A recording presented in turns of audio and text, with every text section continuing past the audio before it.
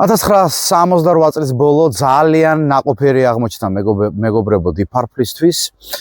იმ წელს, სწორედ, როდესაც უკვე ქრიმი დაშლის პირას იყო მისული, ამერიკის შეერთებულ შტატებში მათ ჰქონდათ უკანასკნელი გამოსამშვიდებელი ტურნე და ჯონ ლორდის და კერძოდ Deep Purple-ის მენეჯერმა ჯონ კოლეტამ ისე გააკეთა, რომ ისინი ქრიმთან ერთად გამოსულიყვნენ სცენაზე.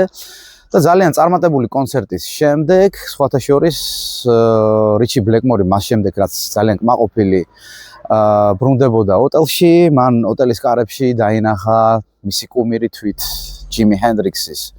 გაუცებისგან, სხვათა შორის რო იტყვიან, აი ყბები ჩამოუვარდათ Deep Purple-ს, ისინი გაეცნენ ჯიმი ჰენდრიქსს და სხვათა შორის ჯიმი ჰენდრიქსმა მათ შეთავაზა ერთობლივი ჯემ სეიშანი, რომელიც გადაიზარდა ძალიან ერთობლივ კონცერტში. თუმცა, როგორც აღმოჩნდა, ჯგუფი ქრიმი, კერძოდ ერი კლაპტონი, ჯეკ ბრიუსი და ჯინჯერ ბეიკერი ძალიან გულგრილად შეხვდნენ Deep Purple-ის წარმატებას. და მეორე დღეს ერი კლაპტონმა მისი მენეჯერის წინაშე, უბრალოდ მისი მენეჯერი დააყენა არჩევანის წინაშე ან Deep Purple, ან ისინის.